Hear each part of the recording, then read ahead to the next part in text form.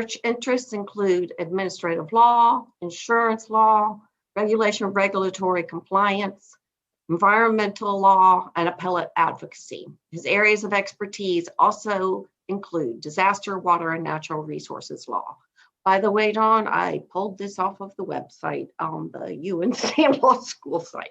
Well, it must be. So correct me if anything is out of date or just plain wrong. He has a list of academic appointments and special academic honors for service, teaching, and research as long as your arm, as well as a long career that includes a clerkship in the DC Appellate Court and a Fulbright Award to teach and conduct research in East Africa. The number of articles he's authored, as well as other accolades he has received, are too numerous to be listed here, but you can go look them up on the law school's website. Most pertinent perhaps to today's session is Professor Hornstein's appointment for the past decade to the Board of Directors of the North Carolina Insurance Underwriting Association, all of which you learned from viewing the TED Talk that he kindly provided as reading for this class, thus saving you from having to read a long, complicated law review article or case as your homework assignment. On a final note, I'd like to point out that Don's first year on the faculty at UNC's law school was my final year there. I took that, you can do some math and date me right there. I took Don's environmental law class that year, and I have one anecdote about the class to share.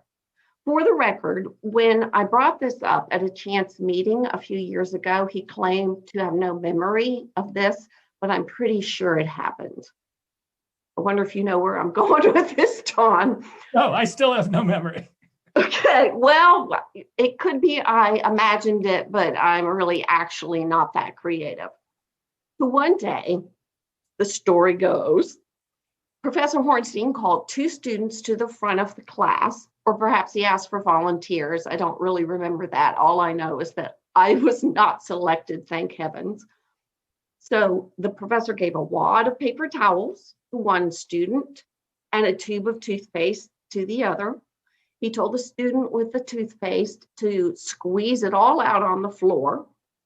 He then turned to the second student and told them to take the paper towels and put the toothpaste back in the tube. I think the point of the exercise was to demonstrate the difficulty, if not downright impossibility, of cleaning up an environmental mess once it has occurred. Although I must admit, while I remember the visual or dreamt up the visual vividly, I don't recall the lesson we were supposed to absorb. What? I know, but it was a very long time ago. Give me that.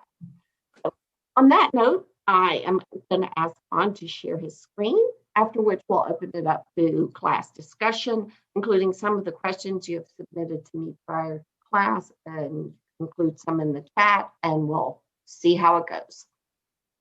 Take it away. All right, well, thank you very much, and hello, everybody. I suppose since I was told just before going on that this class is archived on a public website, and me being a lawyer, let me just say that I'm happy to speak frankly with you, especially when we pivot to anything about the work I've done with the NCIUA.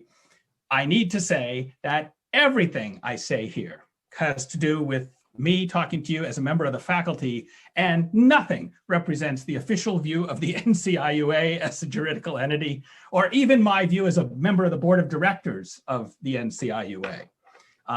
Noted. That said, and with that caveat, I actually am only going to talk, save for the end, any kind of advanced information about the insurance experiment that we designed on the North Carolina coast through the NCIUA and the wind side of things. But toward the end of the talk, I will give you the inside story, the financials about how that happens, which is a useful behind the scenes look at insurance finance.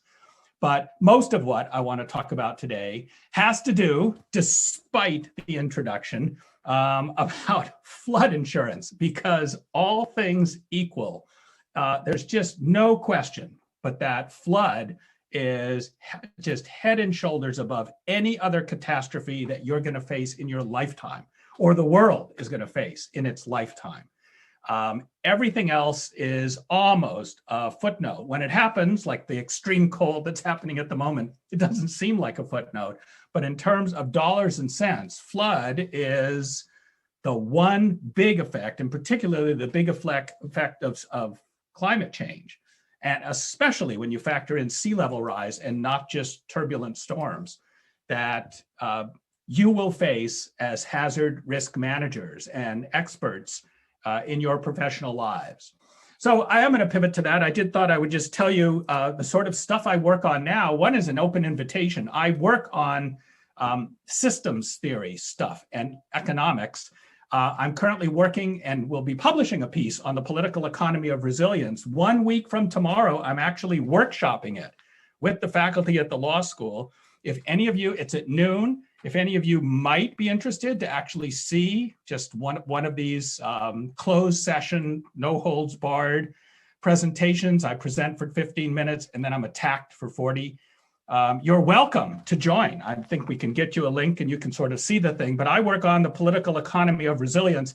The piece was originally titled Resiliency Rising, until as I worked through it, I decided it wasn't rising at all. In fact, resiliency was barely happening. So then I thought of renaming it. That didn't seem so good. It turns out that I am, I guess, borderline obsessed with this economist named Frank DePorter, who's a brilliant guy who gave a talk at Duke talking about, he's a professor of economics and a lawyer, and he writes in law and economics. And he talked about why the politics of resilience will never gel. There's nothing in it for politicians to invest in resiliency, as opposed to after the fact bailing people out, which accounts in his view for the huge imbalance. We spend $9 to $1 bailing people out after storms versus taking precautions ahead of time. So he theorized why that was always true. My whole piece is attacking the foundations of that. So maybe this is what I'll end up calling it. I'm not sure, but if you want to see what I do and when I present something like this, you're welcome. I should also tell you that a week ago, Sea Grant's National Legal Center gave me a grant with some people at UNC and some people at NC State, including Gavin Smith, who many of you may know, to work on this issue, which is, as you know, the big preventive measure under the flood insurance program is to buy out properties, repetitively flooded properties in floodplains. The problem as to low wealth communities, which are often communities of color, is twofold. One is that there are complaints, I don't know if as you deal with FEMA, the transaction costs are so high, meaning it's just bureaucratic, googly, just double talk. It's impossible to understand what FEMA is saying. So if you really want to get one of these programs, you generally lawyer up.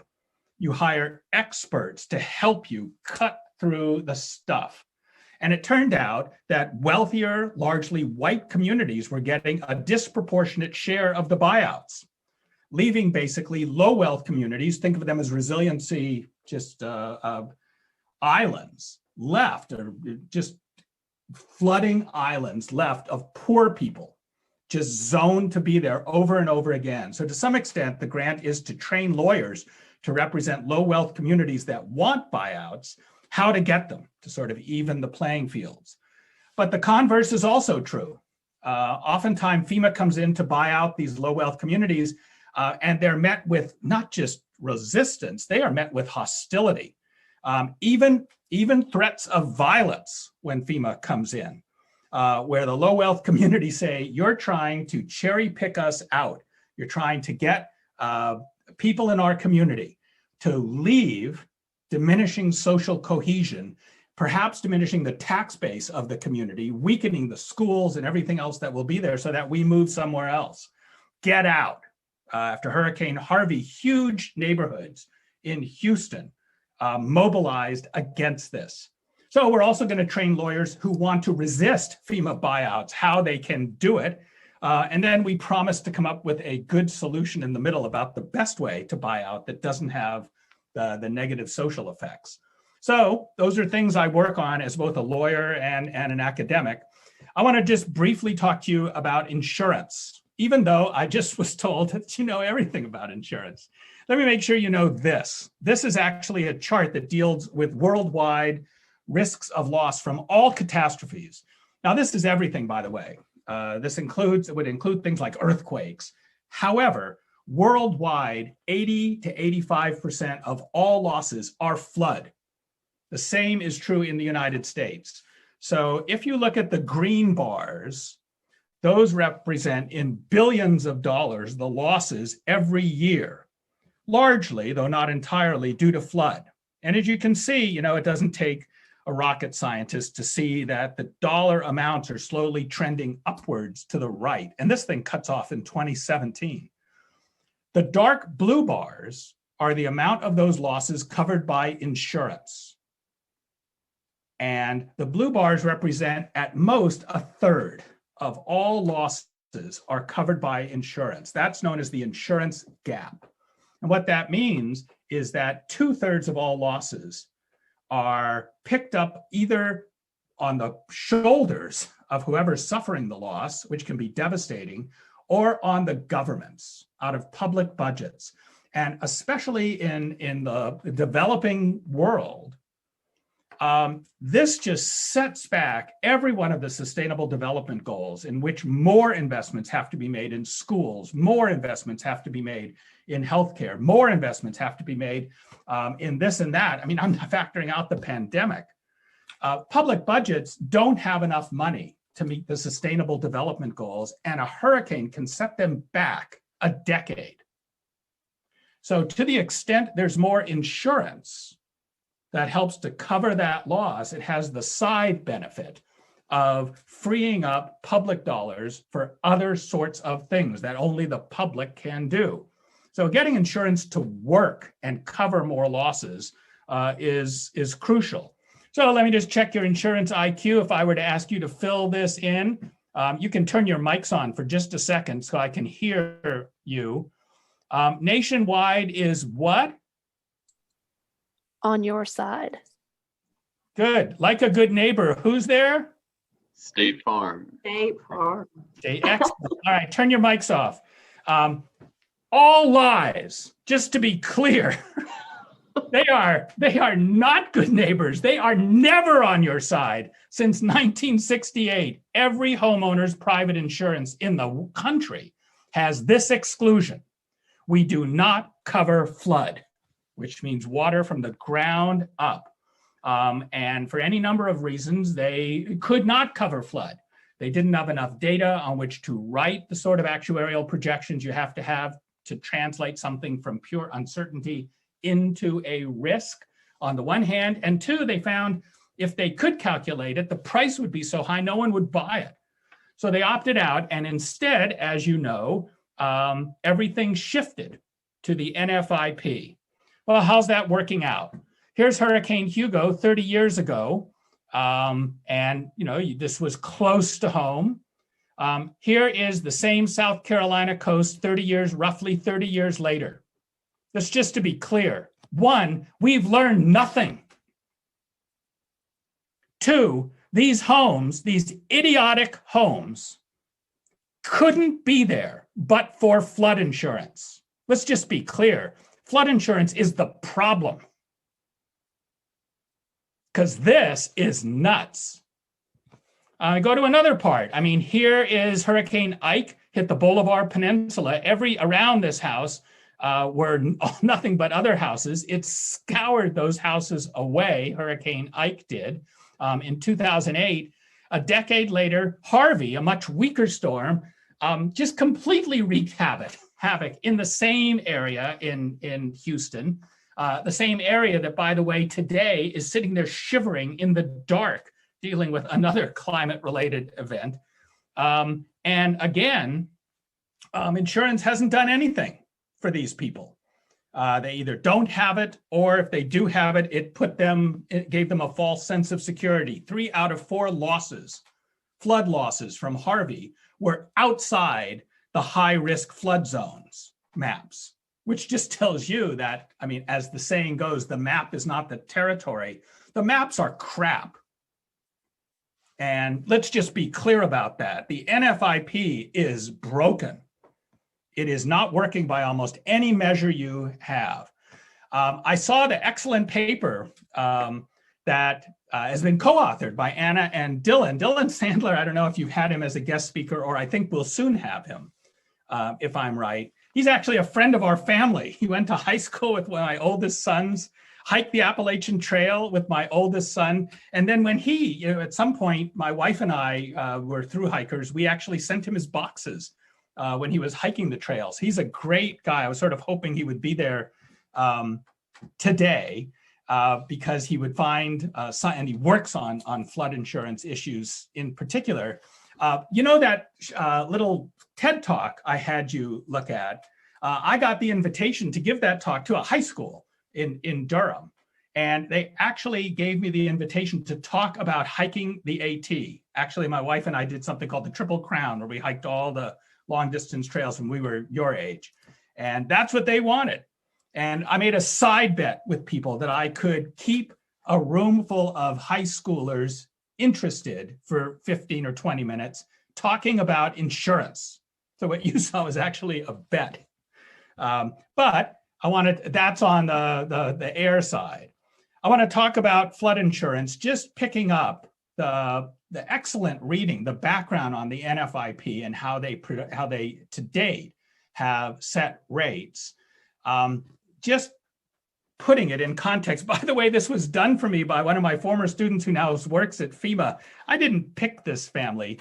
I don't know, maybe it's just me, but are these the whitest people you've ever seen in the world? But he picks them up. Here, let's just call them Mr. and Mrs. Smith. They've lived on Hatteras forever. This isn't a real house. It's just a drawing that John did. But it's a house. He says it's worth $900,000. That's plainly fictitious. It would sell for much more. The house isn't worth $900,000, but the lot is. I mean, this also looks like it's completely, practically in the water, which would be a high risk zone. Hence, no surprise, it was severely damaged twice. And they have a little business. They have a business, circa 1970. It's this little burger shack. They live here. This is them at Hatteras. And so here's their little burger shack in town, and here's their beach, here's their house. So just to put it in very standard places. So there's two big zones, as you probably know, that are in special high risk zones. That's a term of art in FEMA. One is A and one is V. V is worse, meaning you're exposed to the velocity of waves. This is presumably at AE. It's below base flood elevation, meaning it's likely to flood. But because the current map that puts it at risk is different than the map in existence when they bought this property, they are grandfathered. They pay the rate that reflects a map that is no longer accurate. What's the difference?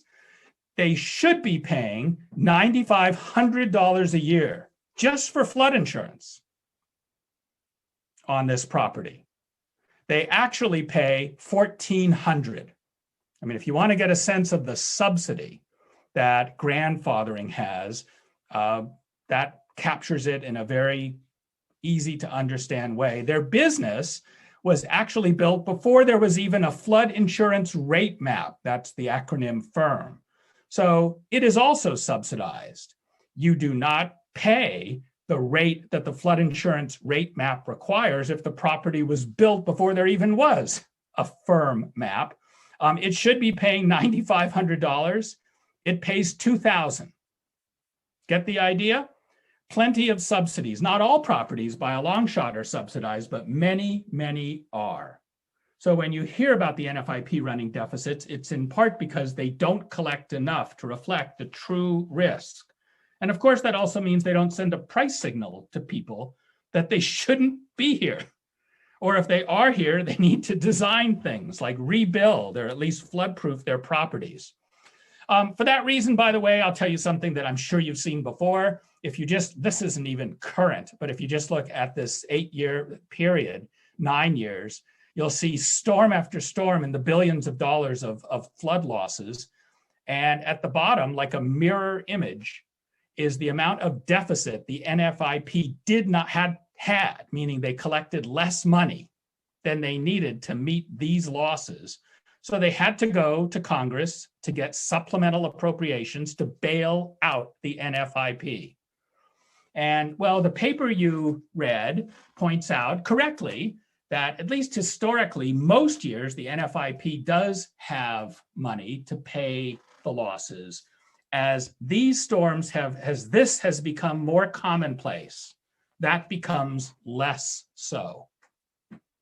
And the NFIP is really a losing proposition in terms of overall business plan financing, but more importantly, it doesn't send much of a signal to people other than to, just like those pictures I showed you in South Carolina, to put yourself in harm's way, which frankly is how the program was designed. So just to bring it up to date past that chart, you know this, 2017, which is after that chart ended, where it was actually the worst storm year in US history, eclipsing the storm year from Katrina. 2018, I mean, that was our year for Florence here in North Carolina. It was the 7th worst storm year in US history. And last year, the year we just finished in November, was the most active hurricane season in US history. Remember, they ran out of names and they had to start using Greek letters. Things are getting worse.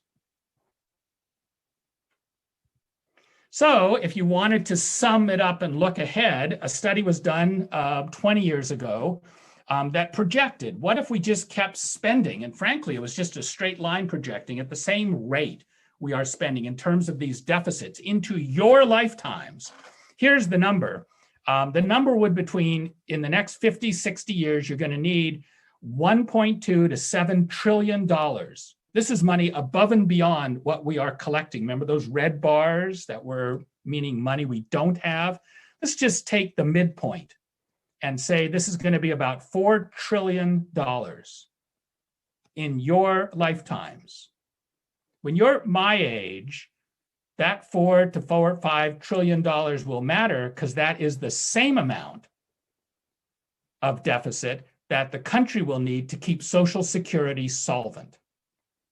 So to meet just the basic annuity promise that, you know, generations have been promised that you'll have something in retirement, these things are on a collision course. The money that you would want for Social Security, we are throwing away in these deficits that we're running year after year on storms. So it matters how we do something about this. In 2012, the paper was pretty good. Suddenly, a miracle happened. Liberal Democrats who were concerned about the price signal that was overdeveloping the coast ecologically formed a political coalition with Tea Party Republicans who were concerned about the deficit. And they passed by an overwhelming majority the Biegert-Waters NFIP Reform Act, which President Obama signed, and they got rid of these subsidies. The pre-firm rates, like the rates for that hamburger shack, was gone. The subsidy, the grandfathered rates that the family had would be gone. And rates were going to go up 25% each year until you reached the actuarial rate.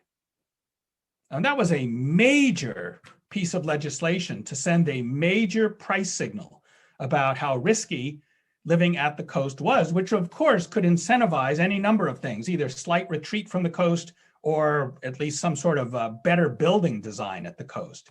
There were also parts of it that were relevant as to making mapping changes.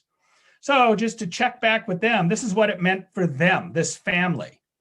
The family on their house, instead of paying $1,400 every year, this is what they would have paid. They'd now be paying almost $10,000 a year just for flood. You know, it's not quite the same as your mortgage costs, but it's getting close. For people nearing retirement, where your mortgage prices should be down if the house isn't paid off, It's going to be one of your biggest expenses that you have. And that's just flood. That's not even regular insurance. And you probably know this, the NFIP is limited to $250,000 for the building and $100,000 for property inside the building. For a house like the one we saw, $250,000 wouldn't come close to rebuilding it. So they'll probably either have to get an excess coverage over and above that, or they're paying a lot of money for something that might not help them as much. This is what Biegert-Waters meant to them. As far as the shack, the hamburger shack, they were paying $2,000 because it was a pre-firm property. It would now go up to almost $10,000. I mean, that's a major hit. For that reason, by the way, a huge revolt took place in the grassroots called Stop FEMA Now. And it spread over every coastal zip code. And you probably have heard this, 40 to 45% of America lives in a coastal zip code. And this became the rallying cry. This has to stop. Realtors began reporting that houses couldn't be sold, had to be pulled from the market. No one would buy a house that came with a price tag like this. No one was building a house, everybody just went screaming to Congress about it. Then this turned the tag. I don't know if you knew this, but in 2014, we were getting ready for a mid-year election. And this was President Obama was still president. Republicans were going to run on insurance. The insurance they were going to run on was the Affordable Care Act, which for some reason they have sworn this blood oath to attack. So they wanted to just argue, vote for us and we will get rid of the ACA. There was a special district in Tampa, St. Pete, where the Super Bowl just was. And the interesting thing about this district is it's everybody's perfect bellwether district because it's purple. It's like 50% Democrat and 50% Republican. So you can get a pretty good sense about how a district that looks like that issues would play. Everybody went in. They had very good candidates. Democrats had a good candidate. Republicans had a good candidate. They went in screaming about the ACA. No one cared. None of the people they talked to were interested in the ACA. That isn't the insurance they cared about. They cared about flood insurance. And they kept bringing up Biegert-Waters, Biegert-Waters, Biegert-Waters. And whoever promised to rescind Biegert-Waters if elected would get their vote. Everybody took note of this from the special election. And later that year, Congress just did a complete 180. All the Republicans and Democrats that had voted for Biegert-Waters, except the Tea Party, by the way, just reversed field and now voted to largely, not entirely, rescind it. At least the worst of the most aggressive of the premium increases. The Tea Party was the only consistent bloc that wanted to just guard the deficit. But it didn't matter. Overwhelming majorities, largely reverse field. President Obama put his signature to that. And we're left with where things are now. Grandfathered rates are back. Pre-firm rates are back. But there could still be increases. And this is the but, that in case someone hasn't highlighted to you what's going to happen this year, 2021, this is the important point. You could still see increases up to 18% a year on individual properties to reflect increased projections of risk. And from these people's point of view, things are good. There's sort of been an understanding that rates would only creep up for people who live there at about 5%, so almost status quo. However, second homes, commercial properties, repetitively flooded properties, they were still subject to bigger water increases of up to 20-25% per year. Politically, FEMA has sort of kept those a little moderated. But just remember how sort of shocking Biegert-Waters was. And remember that because something that looks like Biegert-Waters light is coming this year from FEMA. But back to that in a moment. You probably know this, but as rates go up, people suddenly care about whether you can get discounts to your flood premiums.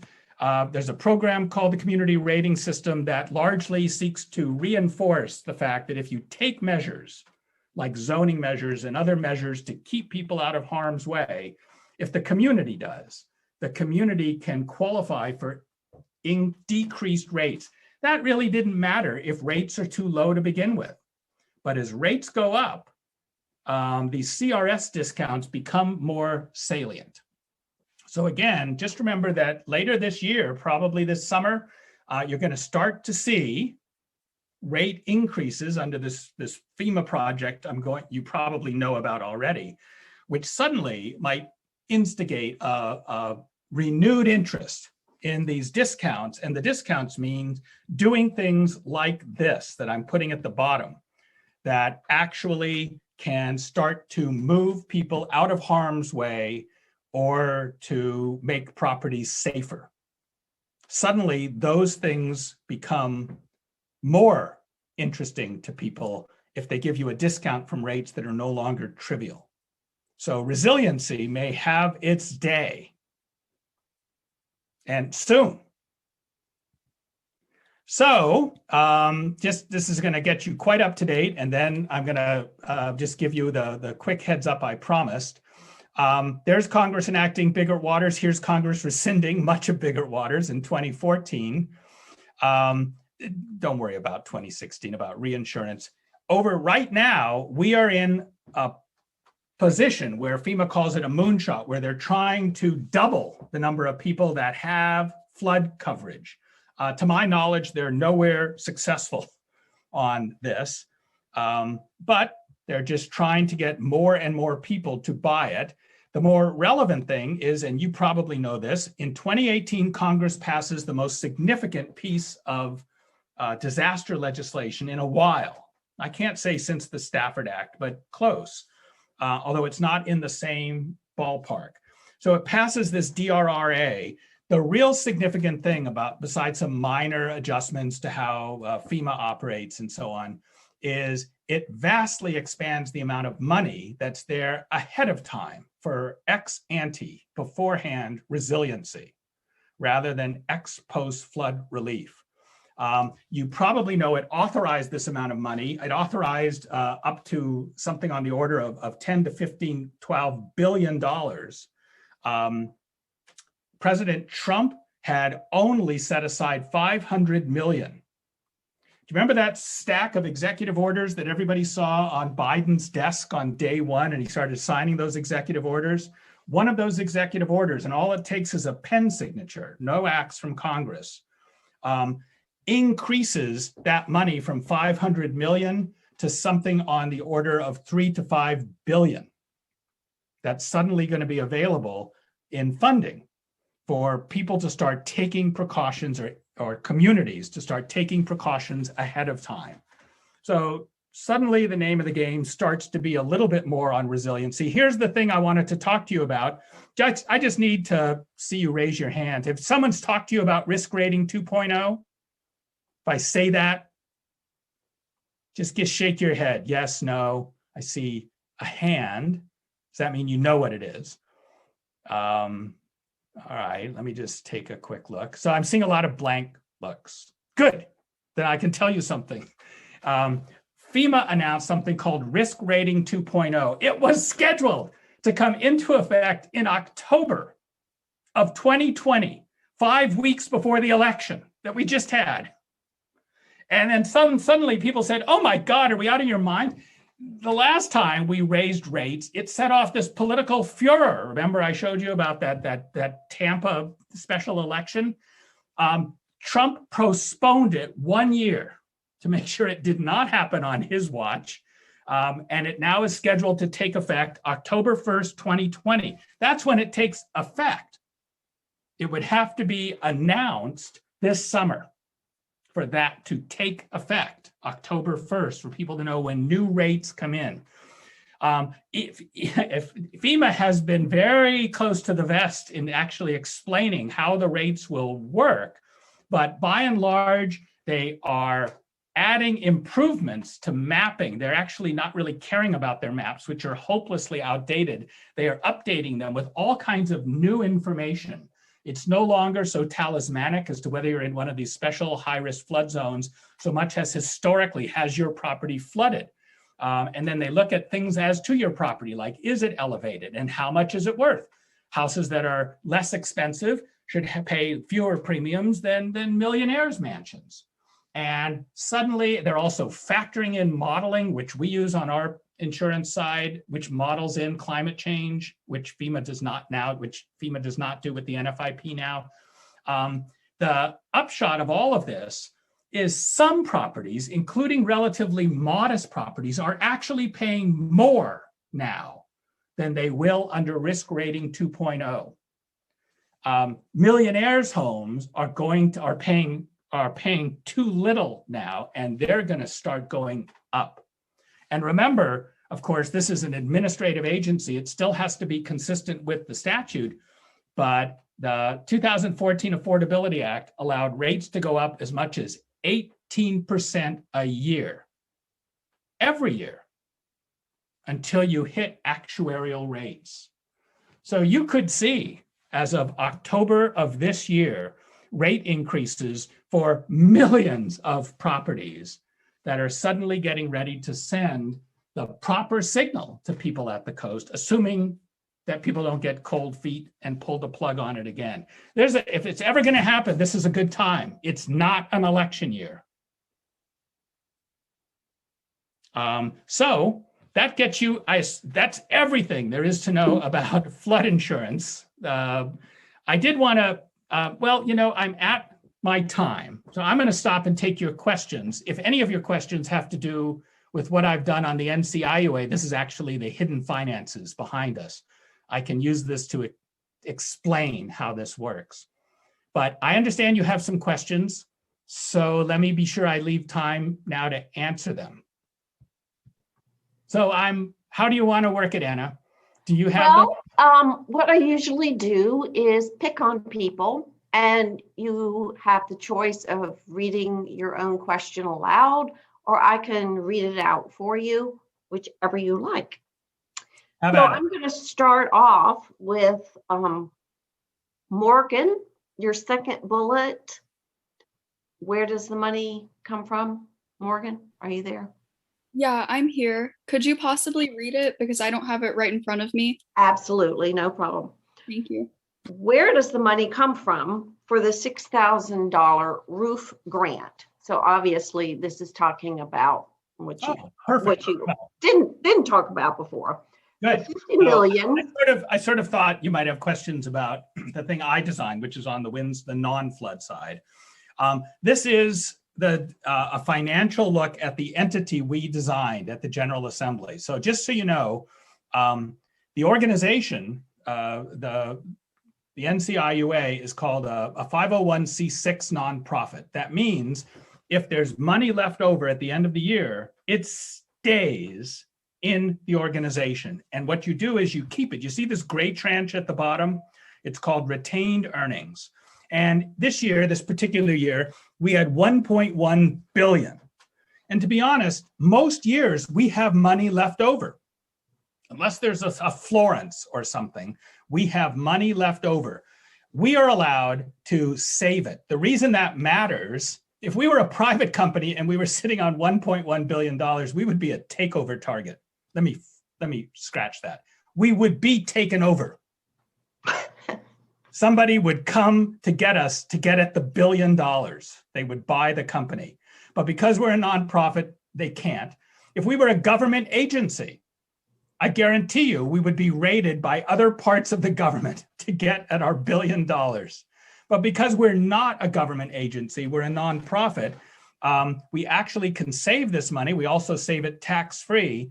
When we have a loss, we pay from the bottom up. If the loss exceeds, so we can pay up to a 23-year storm, that would be 1.1 billion. If we get a loss at the coast that's more, the blue tranche means we can charge every insurer in the state of North Carolina to chip in to this $1 billion for the blue tranche based on the percentage that they sell anywhere in the state. So if Allstate sells 10% of all property insurance in the state, even though all of it's in Raleigh and Charlotte and Asheville, and there's a storm that has $1 billion more, they owe 10% of that billion. That's $100 million. And I can send them a little envelope that says, please remit $100 million in 30 days. That's what they have to give it to us. And if they don't, A, they go to jail, and B, they lose their license to sell insurance anywhere in the state. This is called a residual insurance program, which means, frankly, that insurance companies have to take the bitter with the sweet. None of them wanted to write at the coast because they don't think they're getting enough rate. This forces them to share in the high risks, just as they're making money on the other risks. If that would cover the next 45 years, do you see the tan tranches? This is me getting close to answering your question. This is us buying reinsurance. And I showed you the picture in the video of us going to London and going to Lloyd's and buying these reinsurance tranches. Generally speaking, we spend between 15 and 60 to $70 million every year buying these tranches until we cover a 1 in 100 year storm, which is projected to at that year cost $3.55 billion. So to answer your question, we learned from the Guy Carpenter modeling that for every roof that we installed, especially on the Outer Banks, we would not have to pay out a certain amount of money in losses because the super roofs would prevent the losses from happening, number one.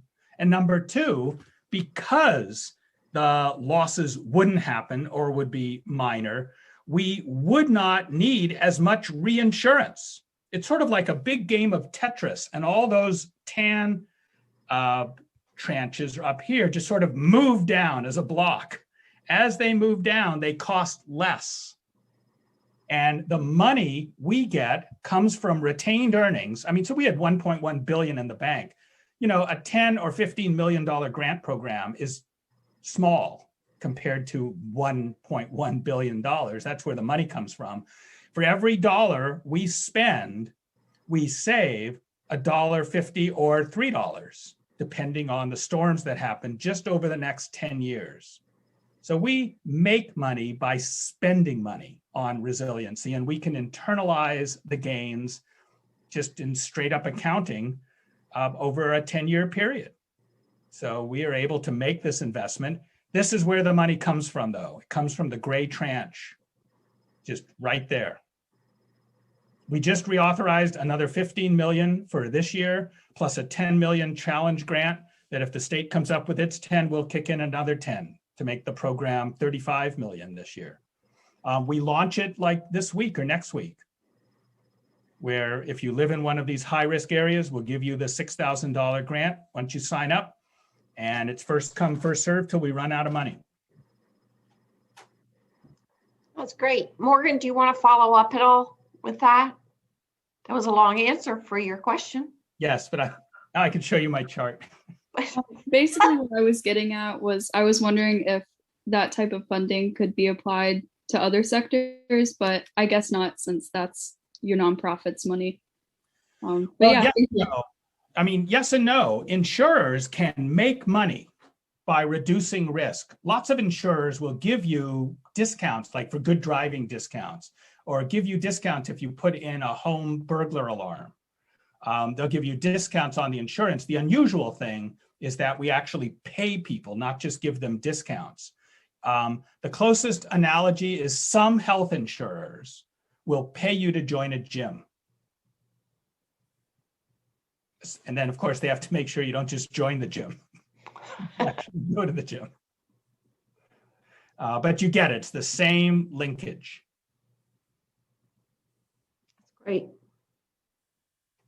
Okay, I am going to call on Hannah Etter.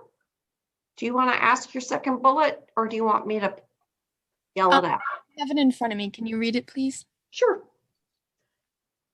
Did the United States withdrawing from the Paris Climate Agreement for a short period of time have any impact on the NFIP or related programs?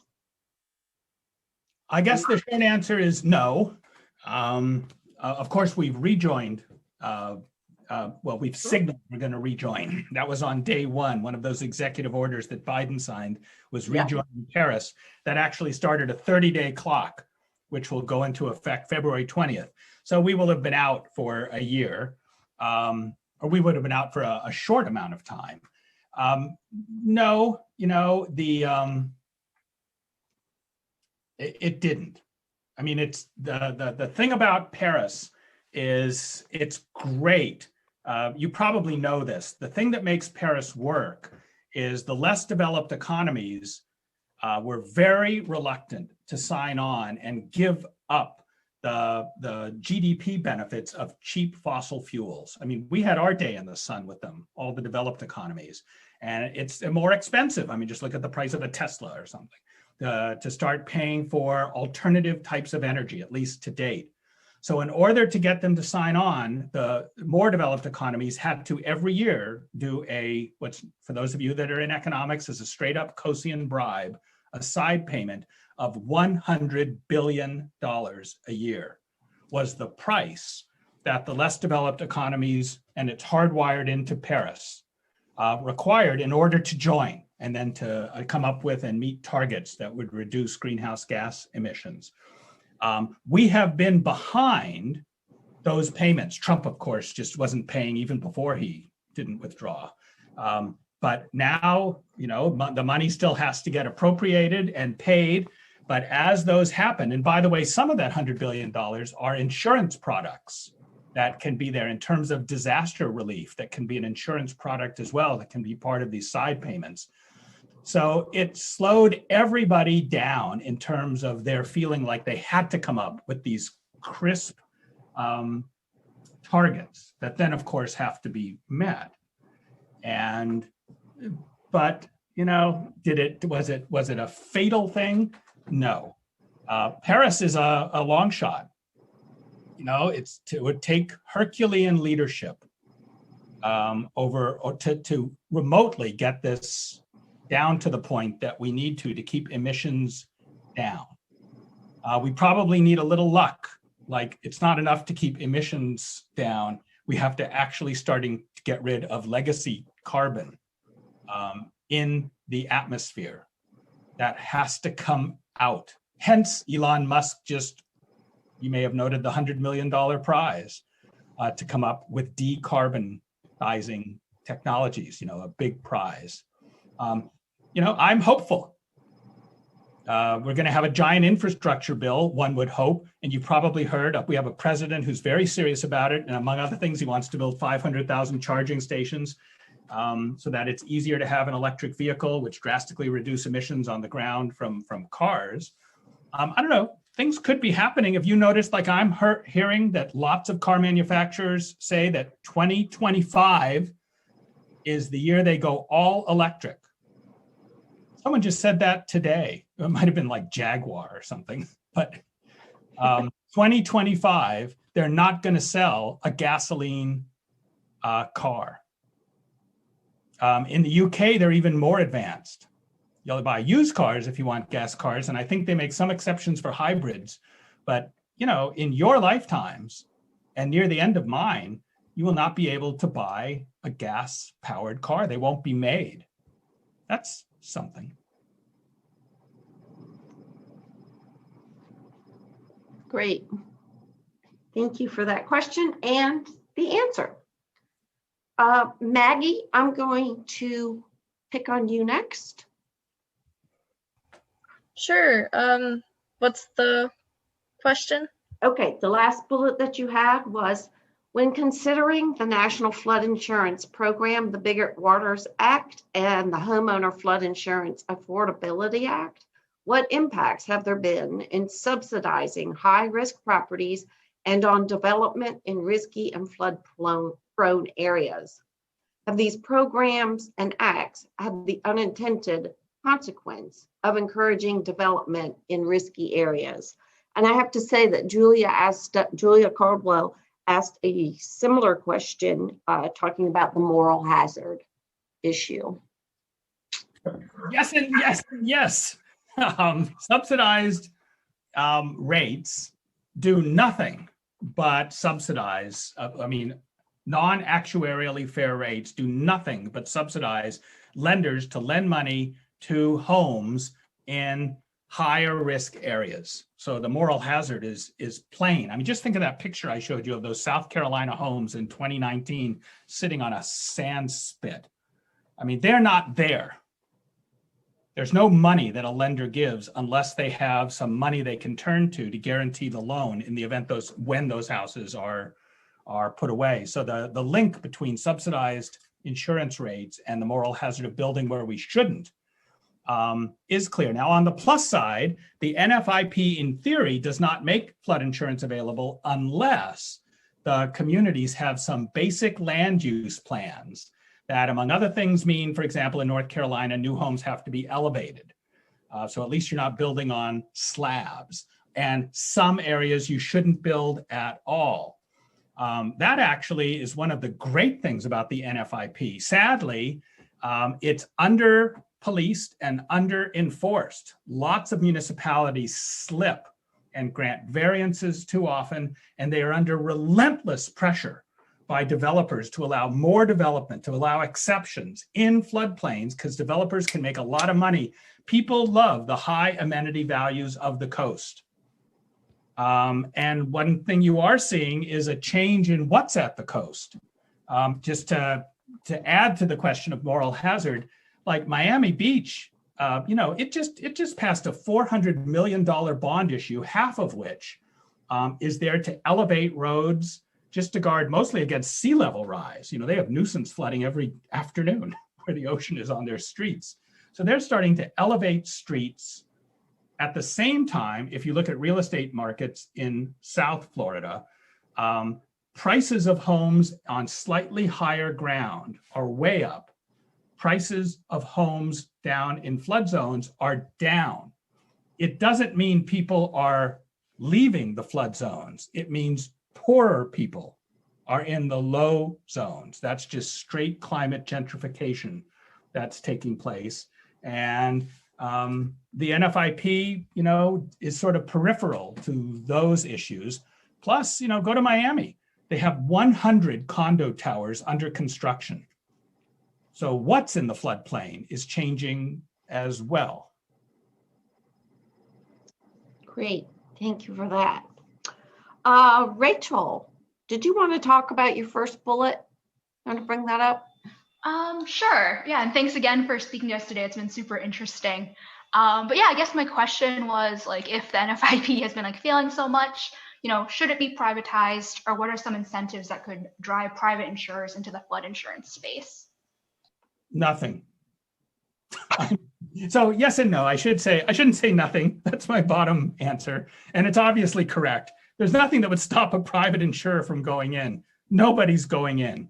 Partly, they can't compete with the NFIP offering subsidized rates. So to be hopeful, I suppose, if risk rating 2.0 starts to right-size premiums, there could be some room for more private insurers to offer, at least to some homes, competitive rates as NFIP premiums go up. But to date, subsidized premiums have meant it's just not economical for the private market to go in. So the private market has been stuck at 3 to 5%, virtually nothing for the last 10 years, 15 years. They just can't, it's not worth it to them.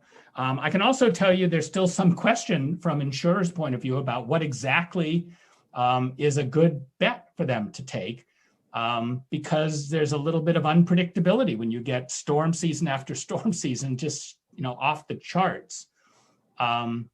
So there might be some increased privatization. I'm one of those people that probably am opposed to it, especially if the NFIP starts to right-size its premiums a little bit. And the reason is the NFIP has leverage. It doesn't make these subsidized rates available unless there is land use controls by the communities. If you switch to private insurance, the municipalities would be freer to start developing in floodplains without losing their tax-based access to insurance. To be honest, that's the real benefit of the NFIP. And if anything, we should be doubling down or even increasing the land use controls. But that's getting into stuff you guys know about. That's where resiliency gets hard. because these municipalities are just taking it. They have to finance everything themselves. They got a million things that need financing, set the pandemic aside. You know, they've got pension funds, they've got education needs, they got wastewater treatment plants, roads, all the normal things. They have to do that through municipal bonds. And there's just a limit to how much they can borrow in order to do certain things. And when developers come in and say, we can put more tax base, more people in that you can tax, that then allow you to have the credit risk to borrow for these things, it's like catnip. And also, if they ever balk and say to developers, no, I'm sorry, you know, that's in a floodplain, the developers just lawyer up and scream takings. We're going to sue you for a regulatory takings. And at that point, most municipalities just cave. One side project I've always wanted to do is to create an insurance company that would insure takings, insure municipalities for takings claims. Most takings claims fail, but municipalities can't even afford the lawyers to go in. Plus, you know, it's not economical for every little municipality to be an expert on takings jurisprudence. One big company that did all the litigation could take on these special interest, usually property rights funded groups that go in and give juice to these lawsuits, even the playing field. And then on the occasional losses, the insurance would pay the municipality for buying the properties out if otherwise it was a takings. I believe we could make money on it. That's great. Okay, Rachel, from a one word answer, he expanded a little bit there. Thanks, Don. I think we have time for at least one more question. Anybody want to ask anything? Oh, I see something in the chat. Sorry for ignoring the chat, you guys. Here, I can. Okay, Kells, you noted that Ford in the last week invested $1 billion into a new electric vehicle factory. Okay, no Ford. Doubt it's going to be all their big F-150 pickup trucks, but maybe. So Rachel says thanks. I have a Anybody super quick else? question. Sure, great. Thanks, Laura. Julia? I was wondering if there are similar organizations to the NCIUA that are working in other disaster areas. Oh, yeah. I mean, so every state has, every Southeastern and Gulf state has a sister equivalent exactly like ours.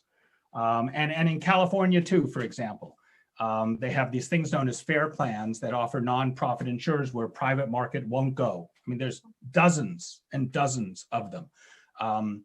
To answer the question, believe it or not, we were not the absolute leading edge entity to do this. Just hold on to your hats. The most progressive state in incentivizing wind mitigation in the United States was Alabama. Yes, Alabama.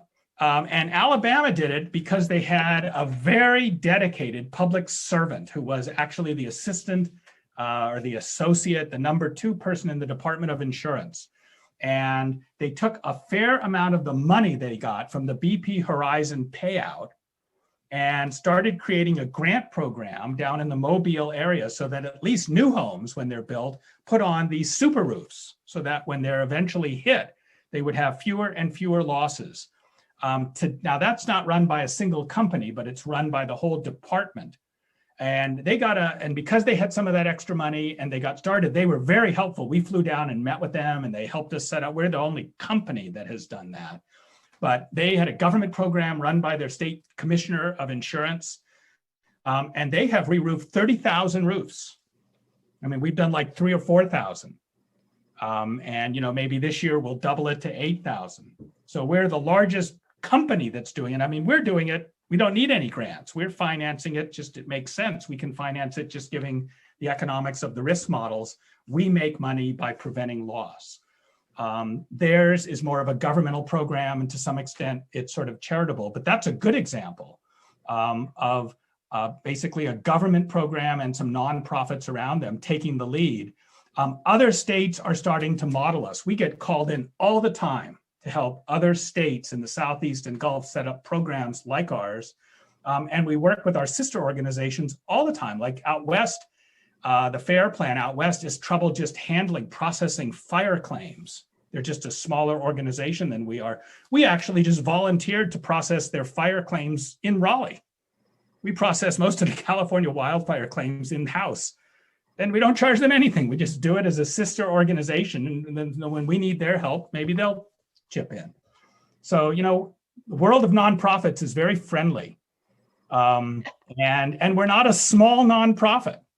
This is a very well-run organization, with 100, 120 employees, a budget in the tens of millions, and we deal with an annual budget of a risk budget of $3.5 billion every year. So, you can do quite a bit in that space, and other jurisdictions have exactly the same setup.